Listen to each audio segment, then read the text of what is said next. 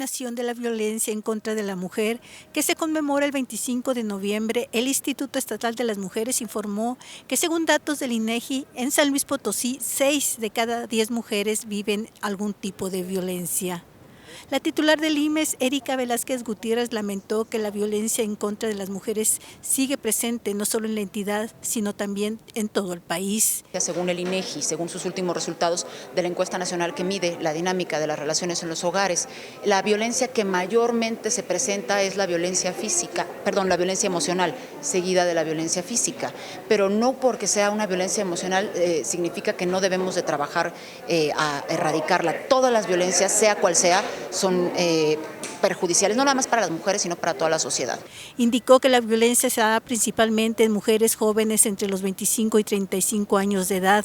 Señaló que en los municipios en donde más se registra la violencia en contra de las mujeres son la capital potosina, Soledad de Graciano Sánchez, Matehuala, Río Verde y Ciudad Valles. Comentó que la institución trabaja de cerca con el refugio Otra Oportunidad y canalizan a las mujeres violentadas, no solo de la capital, también del interior del estado. En lo que va de este año hemos canalizado el refugio por lo menos a 1 o 2 mensualmente. Entonces, de verdad, eso es nada más por parte de nuestras usuarias del Instituto de las Mujeres, pero de todas las dependencias trabajamos con este refugio. Es un trabajo de verdad invaluable para la sociedad, no nada más para el gobierno del estado, lo que se hace en Otra Oportunidad. Lamentó que a pesar de la información, las actividades que realizan las diversas instituciones en la materia, las mujeres no denuncian porque creen que la violencia es normal. Esto no es nuestra culpa como mujeres, es la culpa de un sistema patriarcal, machista en el que vivimos, que hace que si las mujeres están siendo víctimas de violencia, piensen que es natural, que es normal y muchas desafortunadamente no sepan siquiera que es delito. En ese sentido, desde el instituto tenemos unidades móviles con profesionistas, abogadas, psicólogas, trabajadoras sociales capacitadas en temas de violencia de género, que hablan lenguas originarias, que van a los lugares donde ninguna otra dependencia a lo mejor pudiera llegar a decirlo. Me refiero a de los propios municipios. Dijo que se realizará una serie de actividades que tienen por objeto visibilizarlas y prevenirlas. Si no nombramos las cosas por su nombre, no vamos a poder trabajar en su erradicación y justo eso es lo que estamos haciendo. Desde el Instituto de las Mujeres tenemos casi 100 eventos programados en estos días, desde marchas conmemorativas, carreras atléticas, conversatorios, talleres, una obra de teatro denominada Machos Anónimos con una gira que va a tener en todo el interior del estado. Finalmente, la coordinadora del Centro de Justicia para las Mujeres, Julieta Méndez Salas, indicó que el propósito de la institución para este año es el empoderamiento de las mujeres. Específicamente, se concentran en las niñas y adolescentes. Precisamente nos damos cuenta que debemos de prevenir desde la niñez y la adolescencia de las mujeres, preparar para que en la vida adulta no sufran de esta violencia y preparar en conjunto todas y todos, también la sociedad y también las personas formadoras quienes están a cargo de las personas y empezar a visibilizar ese tema. Cruz Briones, Rita Contreras, Noticieros Canal 7. Bueno, regresamos después de la pausa con esta entrega de mi compañera Rita Contreras y el punto de vista de funcionarias del gobierno del estado, específicamente las titulares del Instituto de las Mujeres en el estado de San Luis Potosí y del Centro de Justicia para Mujeres. Ya nos dará su opinión Fabiola sobre las declaraciones, sobre el punto de vista de las funcionarias. Pero vamos con Luis de Regil y tu cuestionamiento, Luis. No, yo creo que el comentario que hace Paulina y la investigación que hizo nuestro buen amigo José Luis Juárez y escuchar de viva voz los señalamientos de Fabiola, una pregunta, y lo decían en este reportaje, ¿se debe obviamente a que no denuncia a la mujer? ¿Realmente ese es el origen? Y porque lo decías, no necesariamente tiene que ser mujeres indígenas, ¿no? O de escasos recursos, sino también en esferas del poder adquisitivo alto, pues también se da. Pero se debe a que no denuncia a la mujer, a este fenómeno a lo mejor social de que no somos muy machistas en territorio nacional. A ver, si tu pregunta es si el origen de la violencia es que las mujeres no denuncian, me parece que no lo es. Es decir, quiero rescatar dos cosas, una que dijo Erika, que es muy importante, y otra que dijo Julieta, y que creo que sirve para ilustrar esta parte. Erika decía al final de su intervención, decía que habría que decir las cosas por su nombre, ¿no?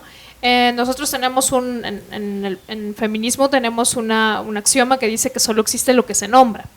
Y es absolutamente cierto, es decir, a la violencia y a las violencias hay que llamarlas así por su nombre y sus características para entonces poderlas identificar.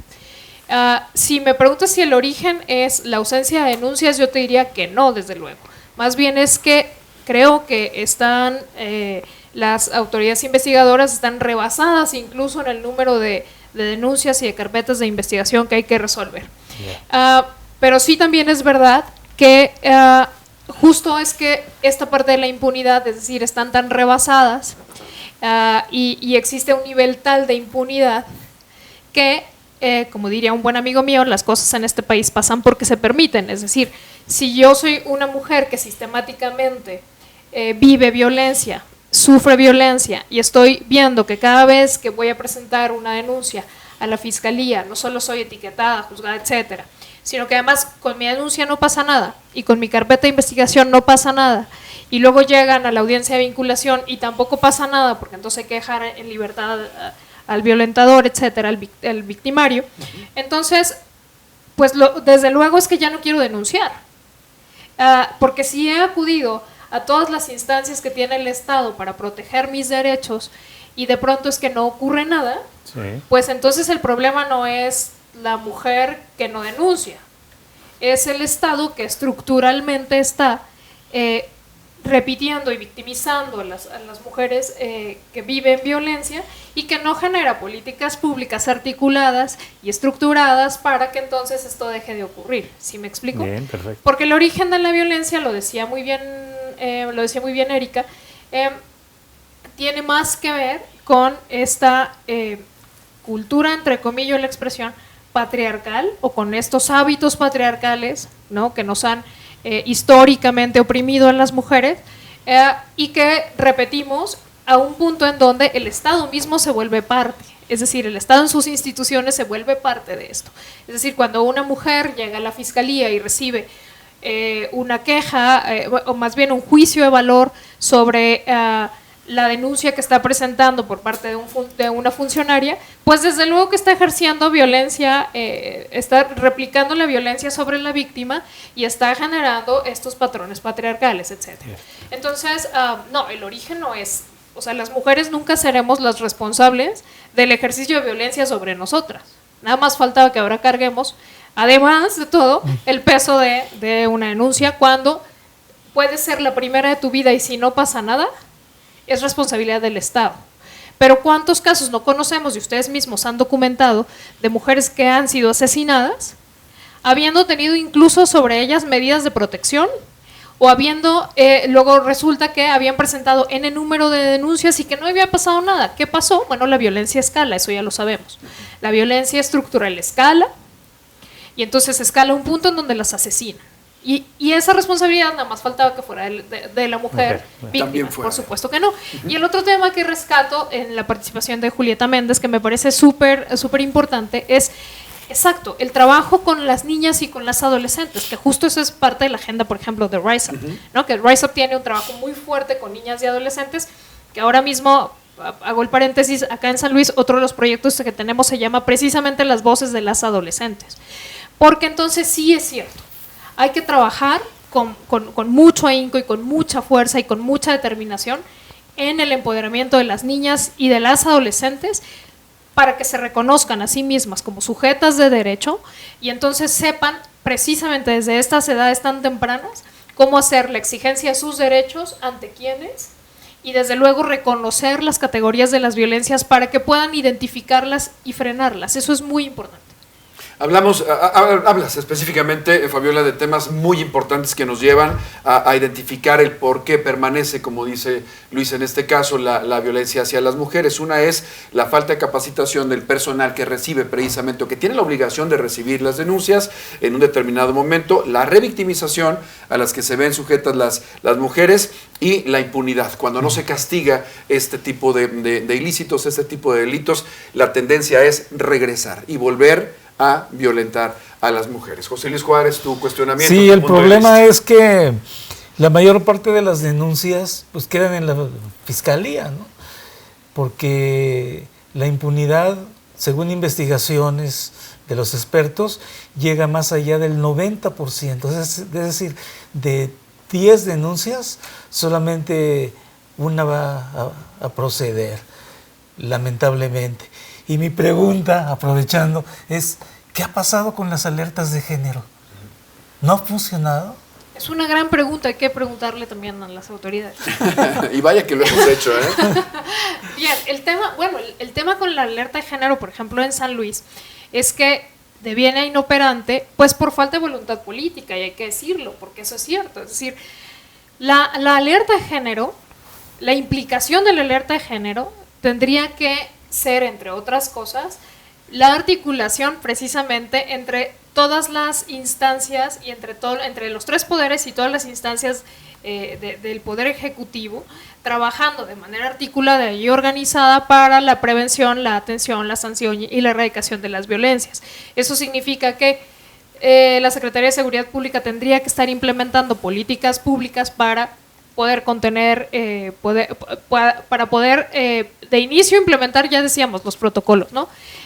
Pero también para poder, en todo caso, intervenir de manera asertiva en la contención de la violencia contra las mujeres en el Estado.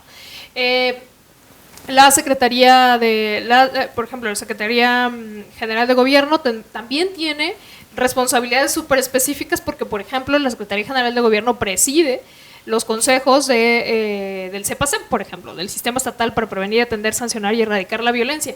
Es que si este sistema estuviera articulado de manera con voluntad política, tendría operatividad la alerta de género en el Estado.